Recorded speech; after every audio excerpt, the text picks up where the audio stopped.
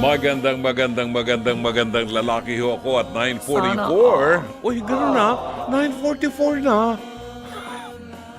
Tama, tama ng commercial ng break ko. Ano ba yan?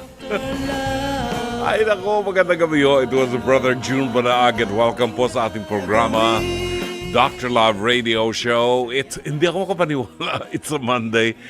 December 23 na ngayon, 2 araw na lang. Pasko na. Merry Christmas! Christmas! Oh, ho, ho, ho. Nanguna si Santa. Ang tagal-tagal nating hinintay. Bukas, pagbabalik ko namin dito bukas, Noche Buena na ang ating hinihintay. Di ba? Noche Buena na bukas. Pero on the way here, medyo anluwag ng traffic. Maluwag ang traffic. Ganon. Anyway, samahan niyo po kami until 11:30 tonight at saka bukas until 11:30. Sus, Ginoo. Aabutin kami sa karsada ng Pasko at Bagong Taon. Hindi, wala pala ako dito ng Bagong Taon. Nako. Welcome po sa ating programa. Kasama natin ang buong production staff ng Dr. Love. Tayo po ay napapakinggan sa Mega Manila sa 105.9, sa Davao ay 106.7, 101.9 sa Cebu, Cagayan de Oro, CDO 101.5 FM, sa Ormoc kung saan nandun si Lucy at saka si Goma na kukuya-kuya-kuy ngayong gabi ay nakatutok po sa 99.9 at sa Tacloban ay 104.7. Kasabayan din po tayo napapanood sa True TV Channel 19 sa Signal TV at syempre wag din pong kalimutang mag-subscribe sa ating mga social media accounts. Sa ating pong YouTube channel, hanapin lamang po ang @TrueNetworkPH. @TrueNetworkPH. Siyempre, wala na tayong oras. Unahin na natin to. Diba? Unahin na natin pagbabalik natin ang mabuting balita sa araw na ito, December 23. It's a Monday. Pagkain pang-spiritual. Mga salita ng Diyos na nag-iiwan ng pag-asa, kapanatagan at kapayapaan. Pagkain pang-spiritual. Hango sa bagong tipan ng banal na aklat. Pagkain pang-spiritual. Narito ang ating pagkain pang-spiritual sa araw na ito ng Lunes, 23 ng buwan ng Disyembre. Ang Ebanghelyo ay tumatalakay sa pagsilang ni Juan na tagapagbautismo. At ang mabuting balita ay matatagpuan sa unang kabanata ng Ebanghelyo sangayon kay San Lucas, talata 57 hanggang 66. Dumating ang oras ng panganganak ni Elizabeth at nagsilang siya ng isang sanggol na lalaki. Nang mabalitaan ng kanyang mga kapitbahay at mga kamag-anak na siya'y labis sa pinagpala ng Panginoon, nakigalak sila sa kanya. Makalipas ang 1 linggo, dumalo sila sa pagtutuli ng sanggol. Sakaryasana ang itatawag nila sa bata gaya ng pangalan ng kanyang ama. Ngunit sinabi ni Elizabeth, hindi, Juan ang ipapangalan sa kanya. Subalit wala namang kayong kamag-anak na may ganyang pangalan, tugon nila. Sinenyasan nila ang kanyang ama upang itanong kung ano ang ibig nitong itawag sa sanggol. Humingi si Zacarias ng masusulatan at ganito ang kanyang isinulat. Juan ang pangalan niya. Namangha ang lahat. Noon din ay nakapagsalita si Zacarias at siya'y nagpuri sa Diyos. Natakot ang lahat ng taga-roon. At naging usap-usapan sa buong bulubunduki ng Judea ang mga bagay na iyon. Pinag-isipan ito ng mga nakabalita. Ano pat naging tanong nilang lahat, magiging ano kaya ang batang ito? Sapagkat nasa kanya ang kapangyarihan ng Panginoon.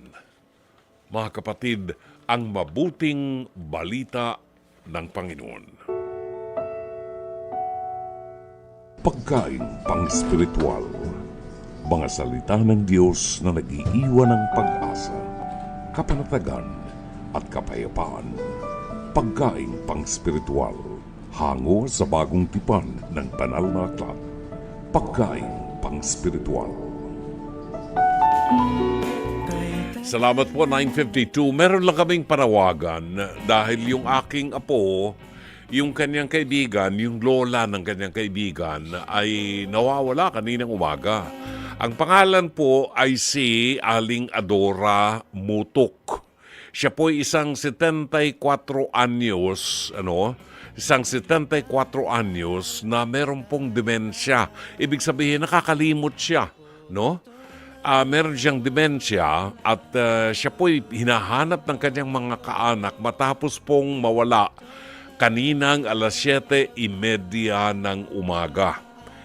Sa mga nakakita po o may detalye, maaari pong makipag-ugnayan lamang kayo sa contact number na nasa poster 0995-3080-713 or 0985-973-4744. Hanapin po ninyo si Kagawad John Mark Benavides ng Bagong Katipunan, Pasig City yata ito. Pasig City, Bagong Katipunan. Huli po siyang nakita na nakasuot ng kulay dark gray na t-shirt, na printed pajama, nakatsinelas po ng kulay dilaw. Huling nakita kaninang umaga alas 7:30 sa Rosario Jollibee branch ng Pasig. Ang kanyang buhok po ay kulay puti, maputi na po ang kanyang buhok, no? At ang kanyang pangalan ay Adora Mutok. Kung sakali po na nakita niyo siya, maaaring matandaan niyang pangalan niya. No, itanong niyo, Adora Mutok. Pakitawagan lang po si Kagawad John Mark Benavides ng Bagong Katipunan sa Pasig sa 0995-308-0713 or 0985-973-4744.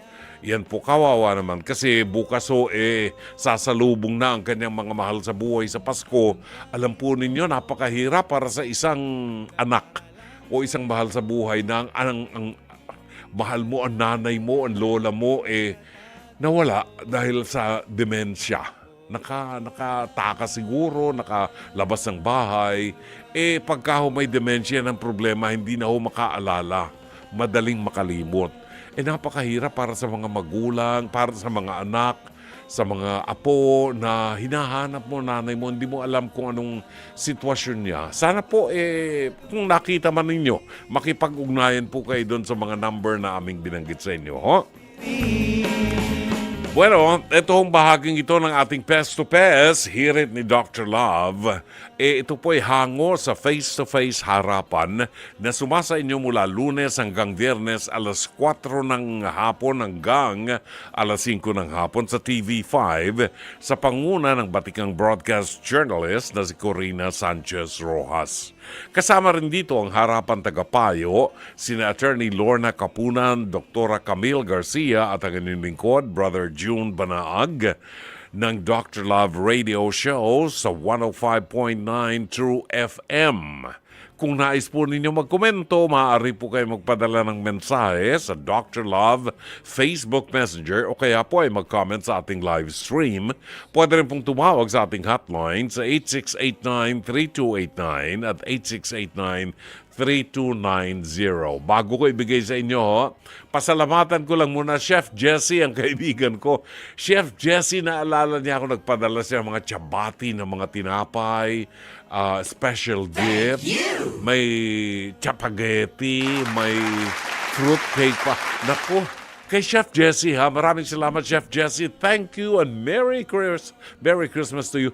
Merry Christmas! Magkita tayo after Merry Christmas, sabi ni Santa. Magkita tayo after the holidays na lang. Pupuntahan kita sa Chef Jesse Restaurant dyan sa event place ninyo, ha? Anyway, narito po ang ating Pest to Pest. Hirit ni Dr. Love, ang ating episode ngayon, pinamagatang Nga sa Sarap. Narito.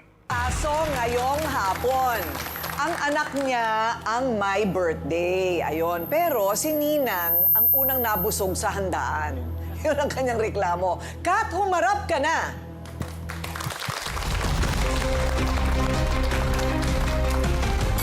So, Kat, anong problema?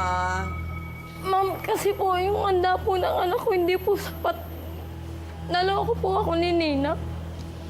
Bakit masakit sa kalooban mo yan? Sobrang sakit po kasi ang tagal po namin pinlano. Dahil noong unang birthday, pangalawang birthday po, hindi po namin siya naandaan. Kaya ngayon po, binuhos po lahat namin para po mapagandaan yung anak ko. Tapos ganun-ganun lang po yung gagawin niya. Ilang taon yung anak mo? 3 taon po. 3 years old. So pinaghandaan yung mabuti. Alam nyo, tayo, pa-birthday tayo ng pa-birthday, pa-party ng pa-party. Pero sa maraming tao, pinag-iipunan talaga ang handaan. No? Pinag-iipunan. So ano ba yung mga pinlano mo? Magkano ang ginastos mo, binayad mo para doon sa catering, sa pagkain? Nagbigay po ako sa kanya ng 4,000. Ayun po yung unang pabayad ko po sa kanya. Down payment. Opo. Tapos nag-usap po kami na ang iluluto po niya, menudo, pansit, kaldereta, hotdog, tsaka manok po. Tapos nagulat na lang po ako pagdating po namin galing po simbahan, pansit na lang po yung natira, tsaka manok Shanghai. Ha? Saan napunta yung kaldereta at Ayun nga menudo? po. Hindi po namin alam. Hindi nyo alam kung saan napunta yung kaldereta at menudo. So, bali 8,000 lahat. Opo. 8,000 lahat. Ilang bisita? 30 po yung naanoan po namin kasi 30. kasama po yung mga kamag-anak po. Kasya na yun. Kakasya naman yun. Ha? Hindi kakasya yun. Alam mo, kahit hindi kumasya, Donita, dapat sinabi nung ninang na hindi kakasya. Totoo. Oo. Hindi yung oo siya, dahil yun ang kanyang yun yung kanyang pinangako. Tapos hindi dadating. Maiiyak ka din talaga kasi pinaghandaan mo para sa anak mo. Dumating lahat ng bisita. Opo, dumating po. Kaso pagdating po nila, wala na po akong mapakain. Nahiya na po ako sobra. Ay, naku. Kailangan talaga ang caterer. Kaya ako pag nagpapakater, kailangan... Hindi, may kumpiyansa ako dun sa caterer ko. 'Di ba? Matagal mo nang kilala. Matagal mo namang kilala, Ninang, Opo. sabi mo. Matagal ko na po talaga siyang kakilala, ma'am. Tapos umari ko pa po. Sobrang tiwala po ako. Yung budget mong yun na 8,000 saan galing? Ano ang trabaho ninyo? Paano nyo pinaghirapan yung 8,000? Yung 8,000 po na yun, bali yung 4K po na una pong dinown ko po sa kanya, hiniram ko po sa tiyahin ko. Ah, inutang lang. Opo. Tapos ang salta ko po sa kanya, yung 8K po na kakulangan ko po, hinihintay ko lang po yung sahod po ng mister ko. Ayun. So, hiniram mo lang. Opo. Pero lahat-lahat, yung babayaran mo kay Ninang, Opo. 8,000. Pinangako niya, okay. Okay Opo. daw yon. Yun ang problema, nangako kasi. Tapos sana, matagal na niyang sinabi na hindi kakasya. Okay, eto ngayon ang ebidensya. Meron tayong ebidensya dito, Donitsa, yan, no? Listahan ng pinamili. Ayun. At yung handa sa Handa party, mismo. pakita nga natin, Jess. Tingin ninyo. Nakapak na oh. Eto na, pansit lang daw ang laman nito, tama? Opo. Ito po yung naging handa. Ito na lang yung 8,000 for 30 people. Isang cake. Hindi kakasya sa 30 itong manok na to. Opo. Una, bibilangin mo bawat isang piraso, yung hati-hati sila. Ayun nga po eh. Yung hotdog, hindi rin 30 piraso yan. Wala pa. Wala pa. Ito, lumpiang Shanghai. Lumpia. Tigi isang Opo. piraso, talaga ba? Parang ganun ang papatak niyan. Oo. Tapos, marami bang laman itong punong-puno ba itong... Hindi naman po. Hindi rin puno, yung Hindi pansit. So, eto ngayon ang kanilang listahan. Pakita natin ang listahan, ha? Ito yung kwenta nung ninang. Opo. Ito yung kwenta nung ninang. Kung hindi po niyo makita masyado, baboy, 8 kilos, 2,400. Ito yung manok, 5 kilo, 1,000. I-check natin, ha, kung tama ang mga presyohan nila, ha. Pansit, 30 pack, 600. Recado, 1. Cake, 800. Hotdog, 400. Styro, 200. Talaga ba, Styro, 200? Okay. Yung kanilang zesto, 600. Marshmallow, 200. Super kalan, pamasahe, lahat ito, 8,000. Tama ba? Opo, Parang daw po. halos lahat 8,000. So, Asan yung baboy? Wala mo nakita baboy sa picture pero nasa listahan. ayun na nga, wala. Oo. Nasa lumpia, nasa minudo. Wala nga yung menudo, oh. Oo. Oh, wala yung menudo. O pagpasapasahan yung kayong mga dedepensa dyan. Sige Oh, nga. ano? Ayan, tignan ninyong mabuti. 8 kilo ng baboy, wala naman dun sa handaan. Yan nga, wala sa picture, oh.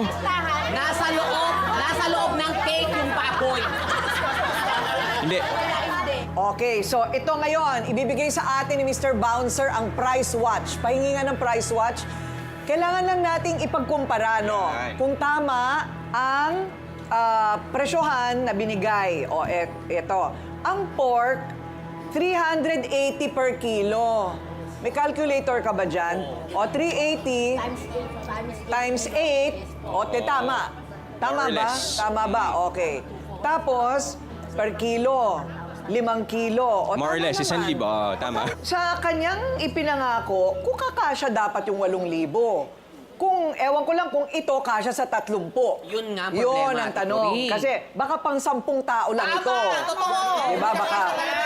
Yung menudo po, tsaka po yung kaldereta. Ayun naman pala, kaya wala sa picture. Okay. So, ang ibig mo sabihin, niluto pa rin niya, binili pa rin niya, pero tinake home nila. Opo. Ano ba yun? Bakit? May nakakita ba na nandun? Meron po yung pinsan ko po. meron. Bakit naman niya gagawin yun? Yun nga po yung hindi ko po alam sa kanila. Kaya po pagdating po namin sa bahay, tinatanong po namin na mag-asawa kung ano pong nangyari sa menudo po tsaka sa kaldereta. Oh, hindi ko maintindihan. Niluto Ano pala, naman niya yun, di ba? O, eto na. Paborito siguro ni kusinerang ito, si Sharon. Yan. Oo, kaya may ganun siya. O, eto na ha, ang dami nating narinig mula kay Kat. Eto naman po sa kanya, nagpaluto ng handa. Pero bukod sa konti daw, Ay. ang pamilya rin daw niya ang unang kumain at nag-take out ng niluto niya. Ninang, humarap ka na.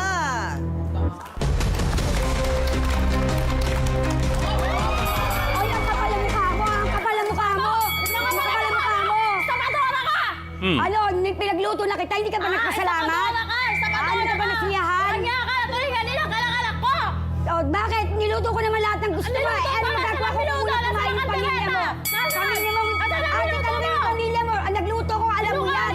Niluto ko yan, alam mo, kinain pa nga ng asawa mo. Ulam na kinain ng ng dati. Yun pala naman Ang ganda eh. ng minuto, ah. Nagsimba kami! Wala kang utang na loob, hindi ka marunong mahiya. Okay, so malinaw po, hindi po sila bati. Talagang galit po sila sa isa't isa. Pero medyo kakaiba ang sinisigaw nila sa iba nating mga naging episode, ano? Talagang kaldereta, menudo. Yan ang mga naririnig natin, di ba? Kaiba, parang maiba naman. Ninang, ano ba ang problema? Niluto pala Nireklaman eh. niya raw po ako na kulang daw po yung hinanda ko ng birthday ko. Totoo naman, ah. Samantalang lahat po na nakalista ron, yung po talaga ang binili ko, yung hinahanap Binili ng mo, kaldereta. pero nasaan? At O, teka minudo, muna, Kata. nandun din po yun. Teka, Kat, kasi kanina nagsalita ka na, Ninang, so binili mo lahat. Opo, pati yung minudo at kaldereta, meron nagtataka po ako bakit doon sa picture wala yung kaldereta at minudo. Bakit yun lang ang pinicturan niya? Hindi na daw kasi naabutan. Pati nga po yung sesto, wala pa rin dyan. Lahat yan. At hindi ganyang karaming hotdog lang ang binili ko. At hindi ganyang karaming hotdog at Shanghai lang ang niluto ko. Pati manok, marami. Kasi nga, wala na. Marami yan. Ano nga nangyari? Kasi ganito, parang ito ba, okay, so ito ba ang kauna-unahang nagreklamo sa pagluluto mo? Opo, ngayon siya lang po bukod tangi nagreklamo sa akin sa mga niluto ko. Lahat po ng mga kapitbahay namin pag nagbe-birthday sa akin po nagpapaluto. Ang mahiwagang menudo at kaldereta. Kasi ma'am, nung habang nagluluto pa lang po ako, yung mga kamag-anak niya po, mga pinsan niya, tsahin niya, lumalapit na po sa akin. Habang hindi pa po ako tapos magluto lahat, lumalapit na, kumukuha na po. Sinabi po sa akin, alam na raw niya ate Kat nila. Kaya po nung nilabas, tapos po nung hinanda ko po sa lamesa yung pagkain, nandun pa rin po yung minudo at yung kaldereta. Kaya nagtataka po ako bakit wala siyang pinicture na kaldereta at minudos na niluto ko. Alam po ng mga kamag-anak niya yan, natikman ng mga kamag-anak mo yan, pati asawa mo. Asawa Sa totoo ko? lang po, ako, nagluto pa ako ng Pagdating panang nga manok para po may wala kami meron po makain. akong kuswelo sa kanila sa ano, pag nag-inuman po sila pagkatapos ng birthday. Binigay ko po yun, libre ko lang po yun. Yun nga, bakit walang picture yun? Bakit yan lang ang pinicturean niya? Eh di sana, tama nga sila. Sana pinicturan mo bago mo Ma'am, diniliver bakit sa ako amin. mag-picture? Hindi naman birthday ng anak ko, birthday ng anak mo yun. Bakit ako mag-picture? Anak mo, Kaya ako, pipicture ako, pagod na nga ako, pagod na ako, pipicture ko pa yan. Hindi na nga ako magkanda-ugaga. Pero yung pagkain, na-picturan mo. Pag nagninegosyo ka, kailangan mo ng pruweba. Di ba?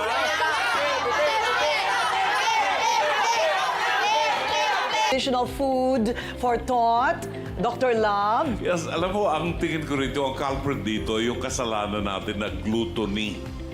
Ano yung gluttony? Ito yung pagkagahaman, greed for food. No? Pagkagahaman sa pagkain.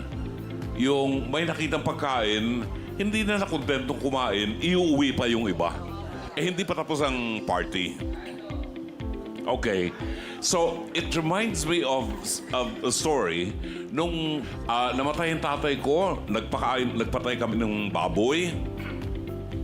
Hindi pa naluluto ang baboy, yung ulo lumusot na dun sa bakod namin, napunta sa bahay ng kapitbahay. Ano ba? Tumutulong sa Totoo? pagluluto yung kapitbahay namin. So ganyan, ang Pilipino very generous. Hindi na kami naghabol dun sa ulo ng baboy. No? Sana nabusog sila. Very generous tayo when it comes to food. Ang sinasabi lang ng Bible sa atin dito, kasalanan yung nabusog ka na, kukuha ka pa. Take home. Paano yung iba? No?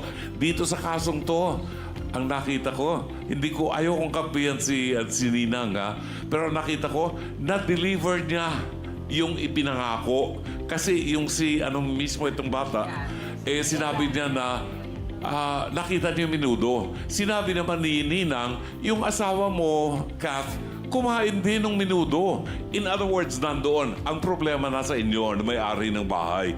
Pinasok kayo ng mga duhapang sa pagkain ng walang nakabantay. That will be a lesson. Parang Thank akyat you. bahay. Yun. Yan nga di ba? Bakit nga?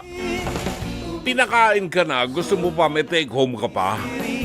Yung kinukwento ko nung mamatay yung tatay ko, every day, isang baboy ang pinapatay namin. 3 baboy yon sa 3 araw na nakaburol ng tatay ko. 3 ulo ng baboy ang nawala. Dumaan dun sa mga pader ng bakod ng bahay namin. Nakarating sa kapitbahay, yung ulo.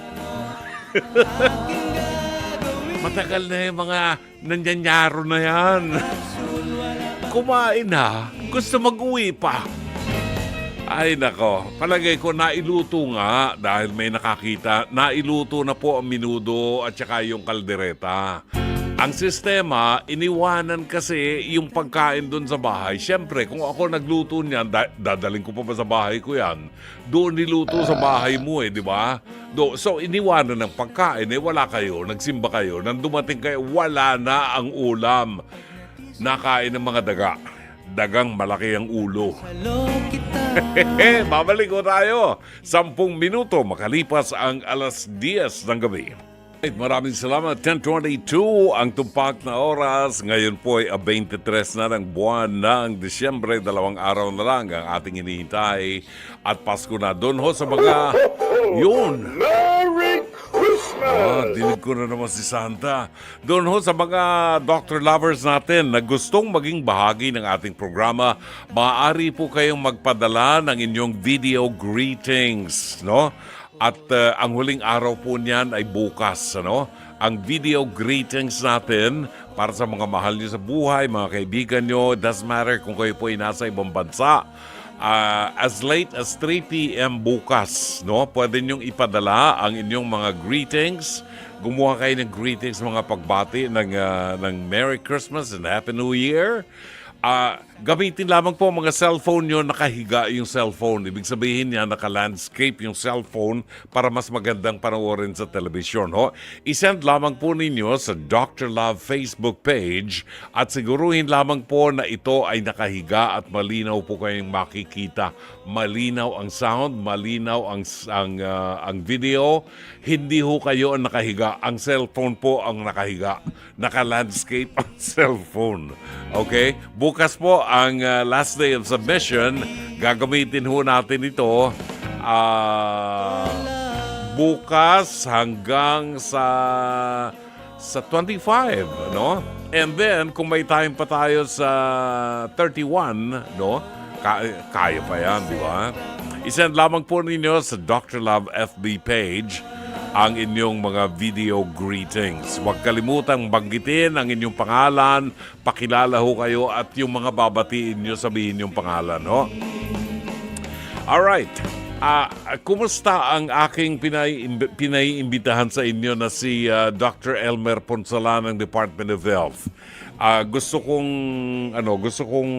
malaman kung magiging panauhin natin Jen, ang ating mga producers si Jen Morales at saka si Mike Santillan. Ini-invite natin si Dr. Elmer Ponsalan na makasama natin dito at pag-usapan natin yung mga activities ng Department of Health, lalo na itong panahong ito ng paghiwalay ng taon. Maraming mga na-aksidente, mga putukan, blues and everything, marami na puputulan ng kamay. At palagi natin nakakasama si Dr. Elmer Ponsalan sa mahabang panahon. Also, alam mo Jen, doon sa kabilang himpilan nung araw, pagka Christmas Eve at New Year's Eve, meron kaming misa na ginagawa sa programa natin. Oo, meron kaming pare na inaaniyahan na nagmimisa sa loob ng studio, no? Meron silang choir, kasamang choir.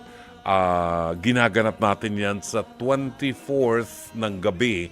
So wini-welcome natin ang Kapaskuhan ng misa at saka yung bagong taon.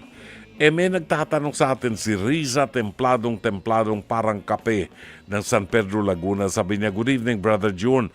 Tanong ko lang po, may mass po ba sa December 24 sa 105.9 True FM? God bless po and regards to Dr. Lover San Pedro. Merry Christmas in advance and enjoy the holidays. Actually, hindi namin napag-usapan yan. Oo. Baka next year na lang. Baka next year na lang. Mag-i-invite tayo ng pare na makakasama natin. Anyway, 25 minutes after 10 at Monday ngayon, di ba? Monday ngayon, bibigyan natin ng daan ng ating kaibigan na si Lanza Billion para po maibigay niya yung kanyang special na isinulat na tula para sa ating programa at sa mga Dr. Lovers. At on the way siya ngayon, actually, papunta siya ng La Union ba? At doon sila magpapasko ng kanyang pamilya. Kaya nagpadala siya ng video niya na ipe-play natin ngayon para mapanood natin yung kanyang pagtatanghal dito sa kanyang spoken word presentation.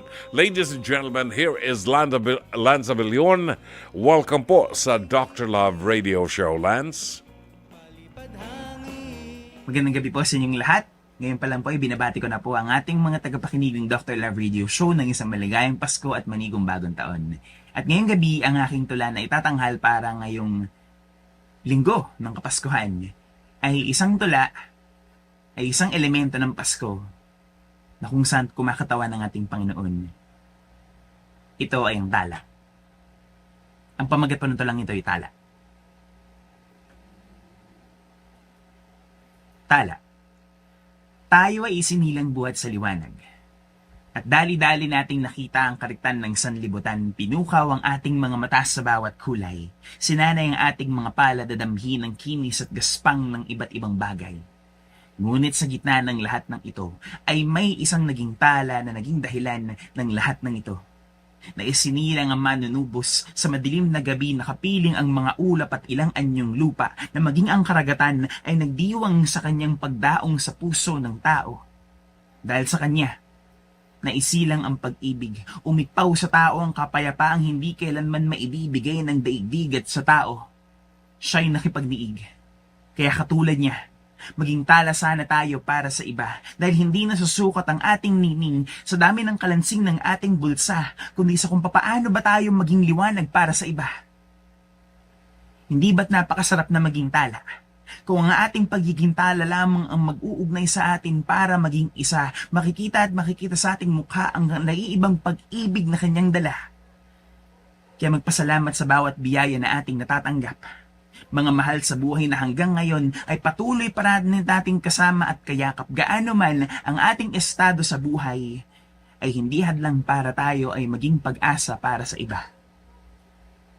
Nawa, kahit hindi lang araw ng Kapaskuhan, ay ipadama natin ang pag-ibig na handang umakay sa mga naliligaw, na piliin natin ang maging liwanag sa dilim, maging silungan tayo na handa nilang masandalan kapag dumating ang bagyo at ang takip silim dahil tayo ay nilikha para maging tala. Pananaw man natin ng iba-iba.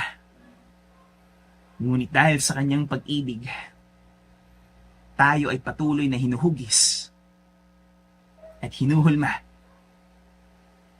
Maligayang Pasko at manigong bagong taon po sa ating lahat. Maraming salamat sa iyo, talaga naman.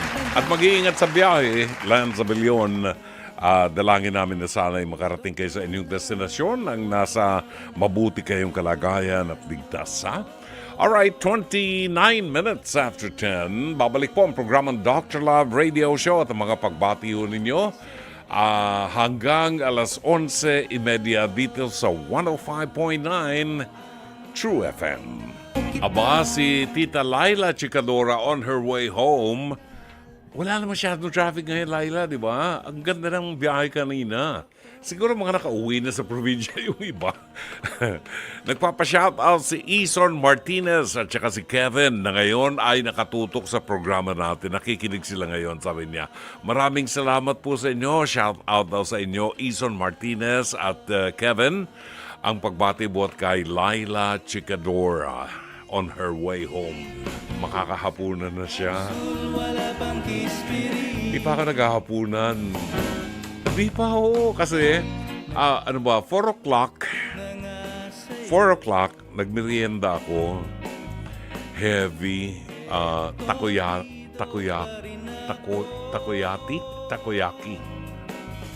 Yun. Takoyaki. Naka-4 yata ako ng takoyaki. Di busog na busog ako. Ayan. Hindi ako nakakain ngayon. Bukas na ng tanghali ang kain ko. Para mamayat. Paano naman yan? Bukas Noche Buena na. Ano ba yan? Di ba? Lechonan tayo, di ba? Ano na lang? Cheat day. Araw-araw cheat day. Well, narito ang ilan sa mga text messages na ating tinanggap buhat sa ating mga listeners. Magandang gabi kay Angelita Banatao. Buwabati po ng Merry Christmas. Si Lance Abellon. Hello and good evening sa mga listeners na kaantabay na habang bumibiyahe pa uwi ngayong gabi patungong Ilocos. Happy holidays sa lahat. Watching from somewhere down the road. Talaga naman.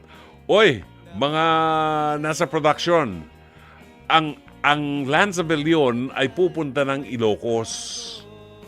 Ibig sabihin, pagbalik niya,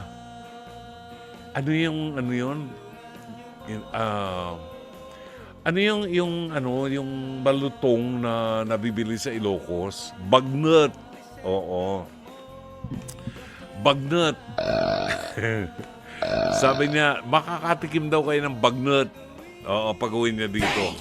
Pero wala na ako dito pag-uwi niya. Salamat, Lance. Mag-iingat kayo. Roel Malvar Crisostomo, buwabati na magandang gabi. Buhat po sa Bacoor, Cavite. Si Francis Anthony Gador ng Antipolo ay nagre-request ng awiting It's Christmas All Over the World by Sheena Easton. Maganda po yung Christmas song na yan. Merry Christmas and Happy New Year from Antipolo City and happy second anniversary ng Dr. Love sa 105.9 True FM. Thank you! Makakadalawang taon na tayo. Ang haba na ng paglilingkod ko rito, 2 taon. Salamat. Cherry Picho. Buwabati na magandang gabi. And Merry Christmas daw sa wonderful staff. Blessings always. Thank you. Cherry Peaches from Seattle, Washington. Julieta Sugitan, Merry Christmas po sa family nyo. Watching from Cabiao, Nueva Ecija. Si Felix Onayan. Nagpapa-shout out. Looking forward to see you here in Abu Dhabi soon. Sabi ni Felix Onayan. Taga Abu Dhabi siya. Makikita mo ganyan sa Abu Dhabi sa mga Indian restaurant. At ako'y manginginain ng chicken biryani. Chicken biryani. Oo, maghahanap ako ng chicken biryani dyan. Whatever. Marvin Zandro Riabad ng North Caloocan. Nagpapacheck ng attendance. Chato Sakluti, isa sa mga regular at matatanda ng listener ng programang ito. Salamat, Chato, ha? Lina Ho ng Plaridel, Bulacan. Maraming salamat. Evelyn Fortunado. Good evening po from Real, Quezon. Blanca Manaba. Pag-greet po mga pamangkin ko ng happy 25th birthday ngayon si Rachel and Rosaline Arquio. Kambal po sila from Cebu City. Dalawang happy birthday po ang pagbati namin sa inyo. Thank you. Rosie Tristy Maurilio, magandang gabi. Alan Hungko ng Kuwait. Mylene Mayor Pilapil ng Misamis Oriental. Tuwing gabi nakikinig Dr. Love, grabe. Tama, ang lakas kumain. Sarap kumain ngayon, malamig di ba? At saka tabi mo muna yung mga kutsara dyan, mga tinidor, mga kubyertos na yan. Itabi nyo, masarap kumain ngayon nakakamay. Tapos nakataas ang isang paa mo sa bangko. Patay tayo dyan.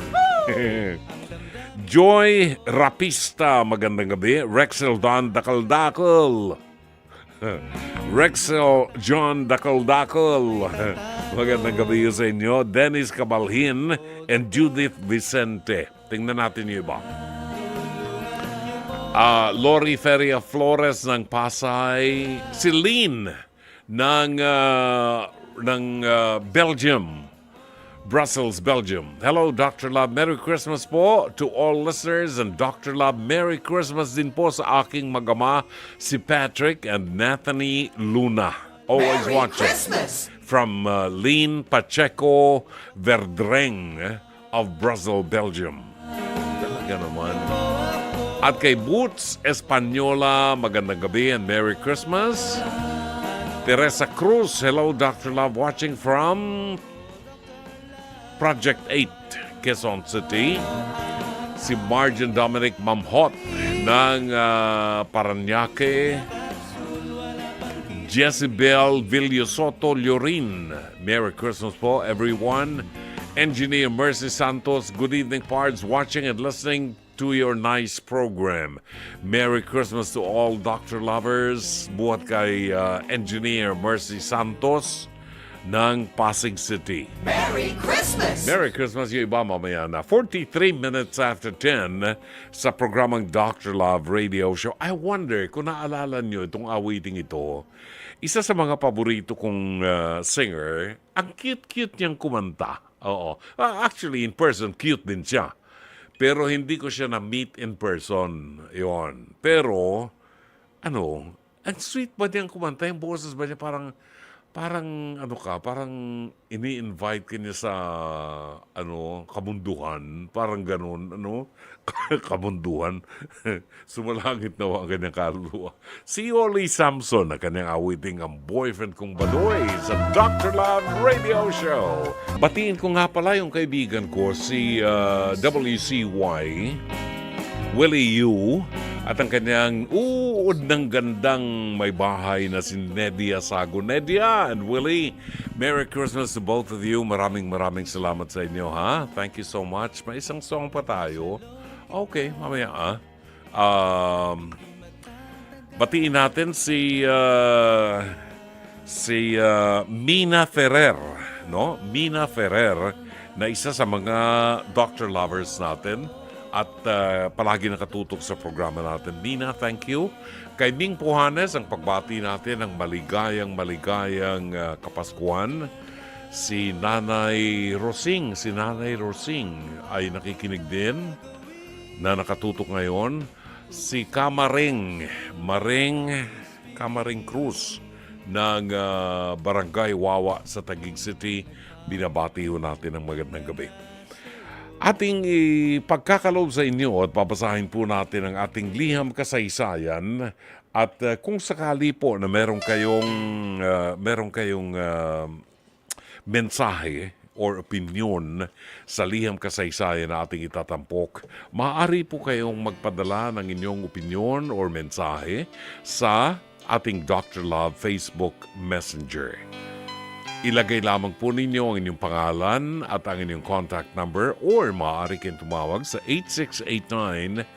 8689-3289 at 8689-3290. Narito ang ating liham kasaysayan na tampok ngayong gabi sa palatuntunang Dr. Love Radio Show.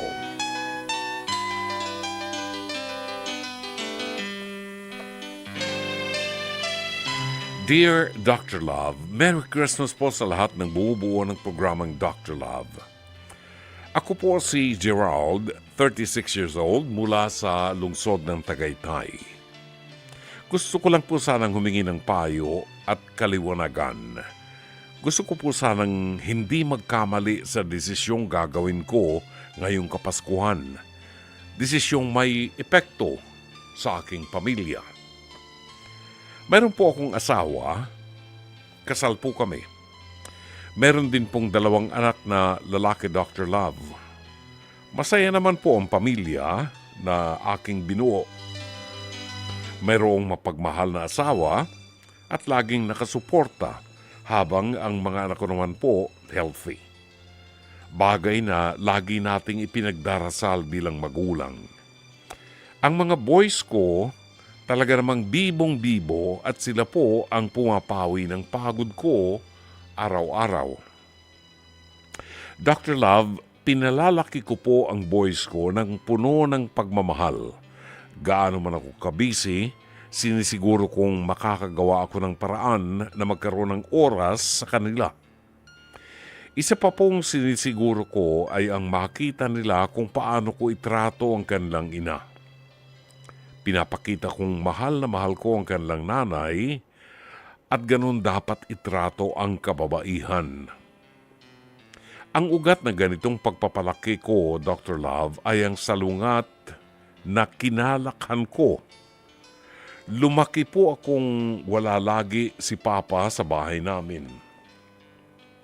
Kung umuwi man po siya, lasing, at sa tuwing darating ang gabi, kaming dalawa ni Mama ang hindi magkanda-ugaga kung saan magtatago. Dr. Love, ang aking papa po kasi mapanakit. Binubugbog niya po ang nanay ko sa tuwing uuwi siya. At take note, hindi po pwedeng hindi siya lasing kapag umuwi. At ang kanyang pag-uwi sa bahay, gabi lang at mga twice a week lamang po. Habang lumalaki ako, punong-puno ng galit ang nararamdaman ko sa kanya. Naawa ko sa nanay ko, hirap na nga pong naghahanap buhay para sa pamilya namin at madalas pang pagbuhatan ng kamay. Kapag matutulog kami ni Nanay, Dr. Love, naiiyak ako pero itinatago ko kay Mama. Habang hinehelin niya kasi ako, nakikita ko ang mga pasahan niya at nakikita ko rin na nangingilid ang luha niya. Kung minsan nga po may putok siya sa kilay dahil hinampas ni Papa ng vase ng bulaklak. kaya pumutok po ang kanyang kilay. Pero alam mo, Dr. Love, never kong nakita si Mama na umiyak. Lagi siyang nakangiti sa akin. Lagi niyang sinasabi na mahal niya ako at sinasabi niya ring mahal ako ni Papa. Bagay na alam kong malaking kasinungalingan. Dr. Love, yung galit ko parang seed. Kasabay ng paglaki ko, lumalaki rin siya sa dibdib ko. Hindi ko naintindihan kung ano ang dahilan bakit ganon si Papa sa amin. Inalam ko nung medyo nagkaisip na ako. Inalam ko baka naman anak ako ni Mama sa iba. O di kaya naman baka kabit lang ang mama ko at may orihinal na pamilya. O kaya naman ang orihinal na pamilya tapos may kabit ang papa. Pero wala, Dr. Love, wala akong nalaman. Kaya naman tumatak sa akin na choice niya na maging ganon kami. O maging ganon siya sa amin. Walang ibang dahilan, sadyang hindi niya lang kami mahal o minahal. Hanggang sa mawala na si nanay dahil sa sakit sa baga. Wala na siya. Mabuti't kinuha ako ng kapatid ni Mama. Inalaga ang gaya ng pagmamahal ni Mama. Ngayon, Dr. Love, galit pa rin ako kay Papa. Wala akong balita sa kanya at wala ring pakialam sa akin.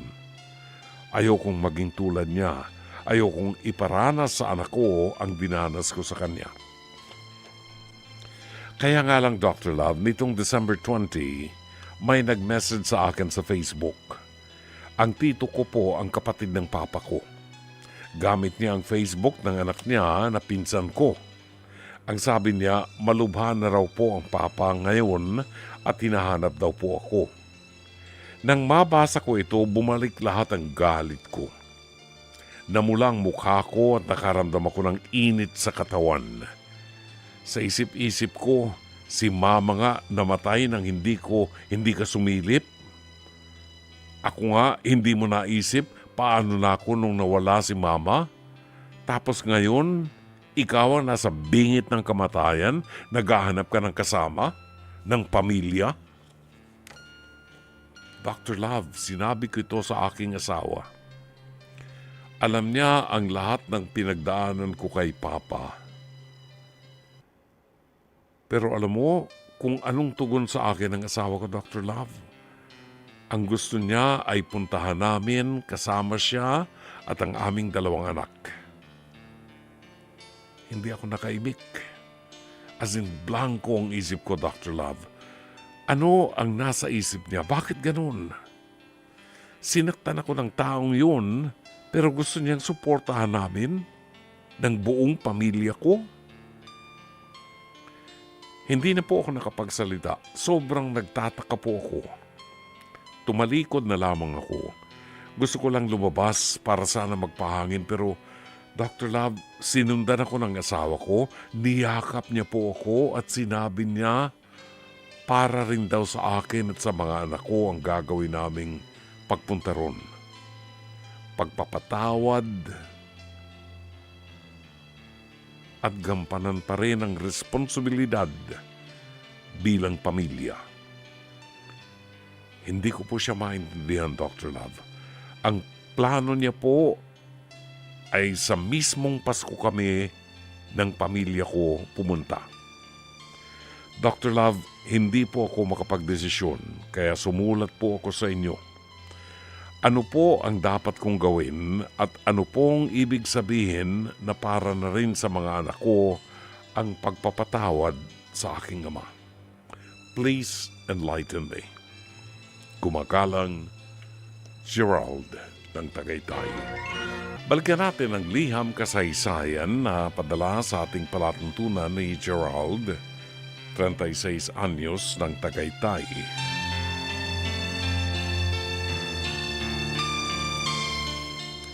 Habang binabasa ko ang kanyang liham kasaysayan ay nagdudugo ang aking puso sapagkat mayroon pong mga kahit sa panahon ngayon, may mga tao pa rin na hindi binibigyan ng pagpapahalaga ang kanilang pamilya, ang kanilang asawa, lalo't higit ang mga anak na mga lumalaki.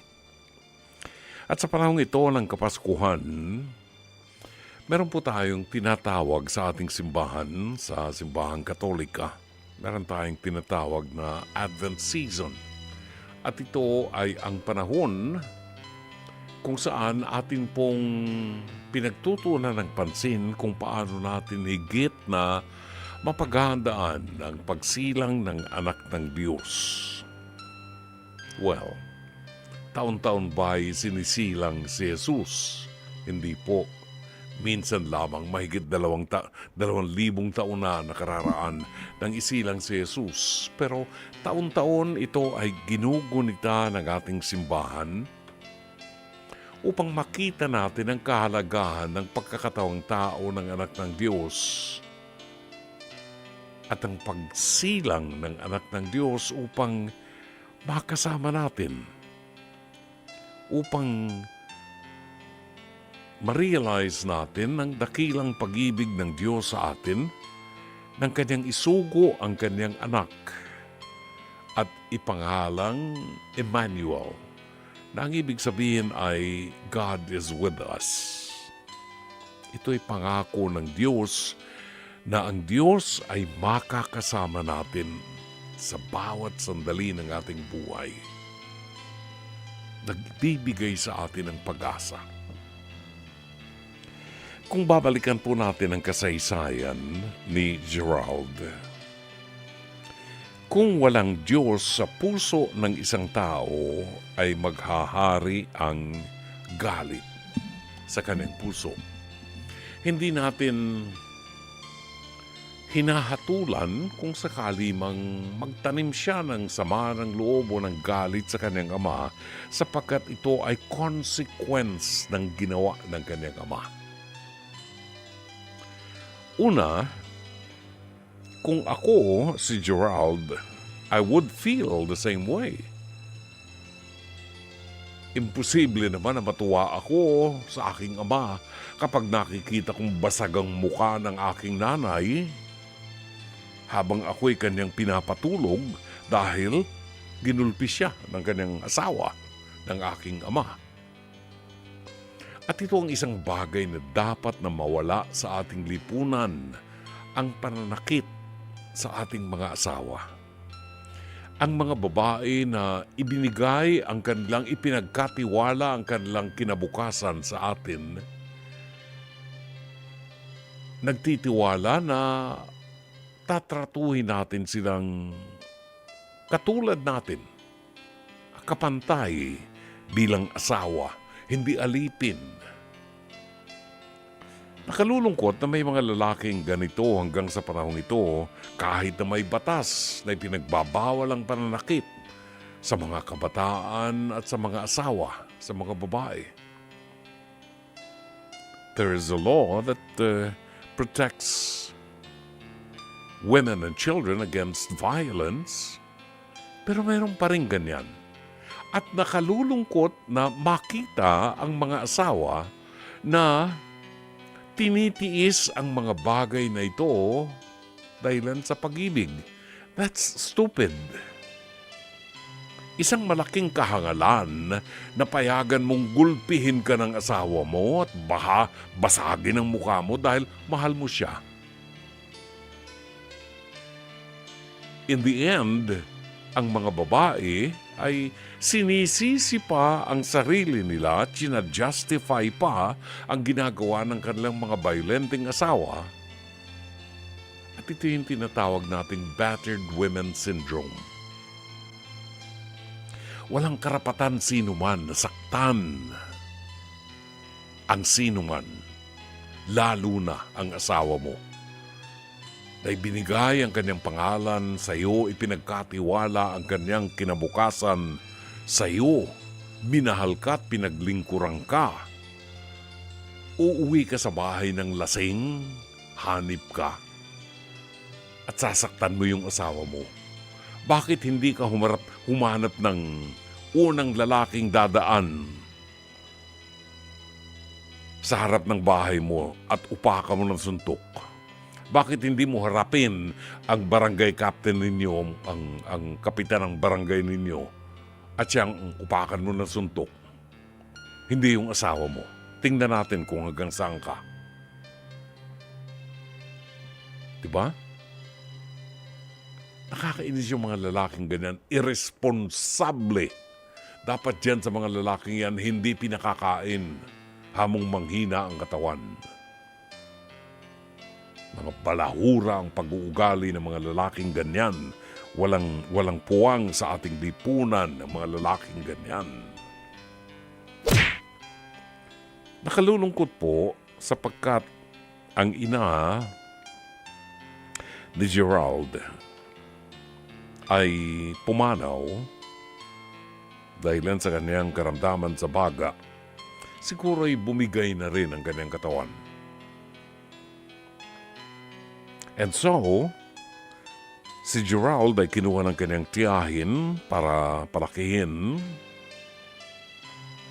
ng malayo sa kanyang ama. At ang kanyang ama hindi man lamang naisip kung ano nangyari na dun sa kanyang anak. Irresponsable. Pero, ang sabi nga, ang ayaw mong gawin sa iyo ay huwag mong gagawin sa kapwa mo. Ang tawag ng ilan, there is the law of karma. At ngayon daw, digital na ang karma. Mabilis na ang karma. So, ang pinakahuling balita ni Gerald sa kanyang ama ay masama na ang kanyang lagay at ngayon ay sang-ayon sa tiyuhin ni Gerald ay malubhan na raw ang katayuan ng kanyang ama. Ngayon, nalaman ito ng kanyang asawa, ng asawa ni Gerald. At ang gusto ng asawa ni Gerald ay magtungo sila sa bahay ng kanyang ama kasama ng buong pamilya ni Gerald at igawad ni Gerald ang pagpapatawad sa kanyang ama. At ito ang hindi maunawaan ni Gerald. Gerald, ito lang ang sasabihin ko sa iyo. Mapalad ka sapagkat binigyan ka ng Diyos ng isang asawa na maaaring magtanim ng values sa iyong mga anak. Itinuturo ng iyong asawa sa iyong mga anak na ang mga magulang ay dapat na igalang. Ito ay nasa 10 utos ng Diyos. Hindi sinabi ng Diyos ang magulang mo ay igalang mo kung siya ay mabuting magulang. Basta ang sabi ng Diyos, igalang mo ang iyong ama at ina. Ang lahat sa atin ay may pagkakasala, pagkakamali. Lahat sa atin ay may pagkukulang. Maaring masyadong malalim ang sugat na ginawa ng iyong ama sa iyong pamilya, lalo na sa iyo at sa iyong ina. Subalit, ang lahat ng ito ay pinagtatakpan ng pagpapatawad, lalo na sa mga panahon na nanganganib na ang buhay ng iyong ama. Alam ko ang galit na namuo sa iyong puso at kung maaari nga sana'y huwag mo nang kilalanin ang iyong ama. Pero hindi ganito ang isang Kristiyano. Ang isang Kristiyano ay nakalaang magpatawad. Katulad ng isang kasaysayan sa banal na aklat, ang kasaysayan ng alibughang anak na ating tinalakay last week. Pagpasalamat mo sa Diyos at meron kang asawa na nagpapakita sa iyo ng tamang desisyon. Walang mawawala sa iyo kung ikaw ay magtungo kasama ng iyong pamilya sa tahanan ng iyong ama na bagamat naging irresponsable, ay kinikilala mo ang kanyang pagkamagulang at naroon ka upang sa huling sandali ng kanyang buhay ay igawad mo ang pagpapatawad sa kanya. At kung sakaling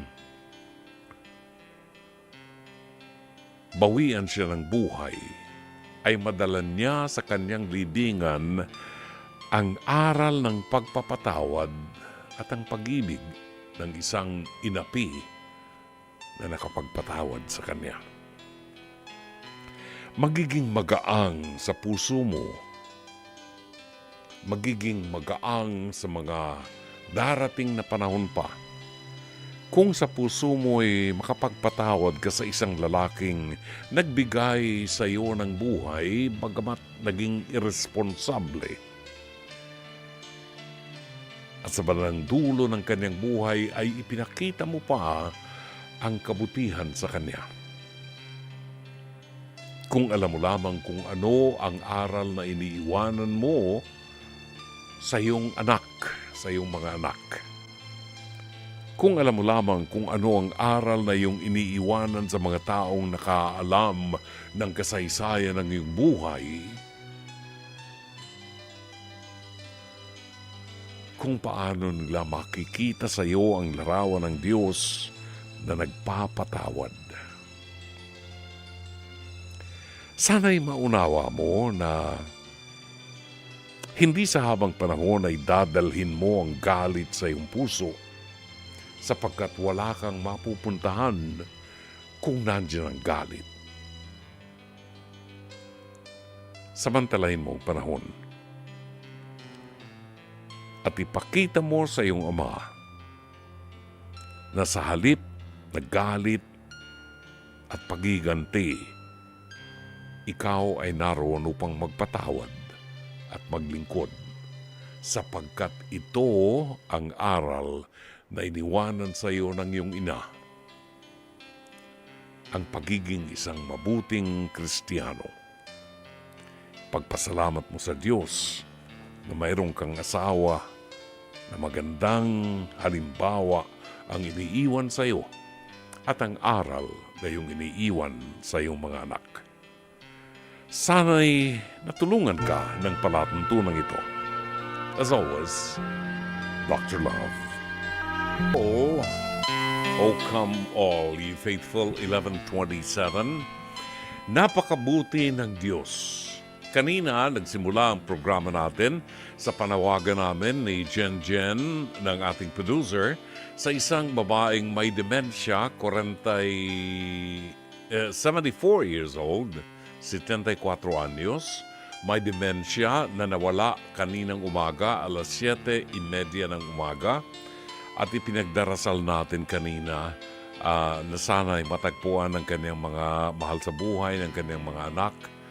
At napakahirap pong i-welcome ang Kapaskuhan ng wala ang iyong magulang. Nais naming pasalamatan si Jen Morales, ang ating mga kasama dito sa Channel 5, sa 1PH, sa Channel 19, sa ating 105.9 True FM, sa pagbibigay po ng pagkakataon na makapanawagan. Natagpuan na po kanina lamang ang pinanawagan natin kanina. Anong pangalan ng nanay na yan? Si Nanay Adora. Natagpuan na raw po. Maraming salamat sa Panginoon at salamat sa lahat ng tumulong para matagpuan muli si Aling Adora Mutok para makasama ng kanyang pamilya sa pagpasok ng Pasko. Maraming salamat and may God bless us all. Bueno, hanggang dito na lamang po at babalik po tayo bukas ng gabi alas 9:30 hanggang alas 11:30 ng gabi. Sa ngalan ng ating General Manager ng Nation Broadcasting Corporation, Mr. Raul de la Cruz, ng ating Head ng Programming and Production, Alvin Maanyo, Sa ngalan ni Cherry Baile ang ating operations manager, ang mga producer natin Jenjen Morales at Mike Santillan, Director Sheikh Mamario, ang ating radio studio technician Rom Ortigas, PA and avid operator Jairian Manipon, at si Weng Carpio ang ating TOC switcher. Ito po si Brother June Banag, OP. Hanggang bukas muli, magandang gabi. Maraming salamat. Shalom Aleichem.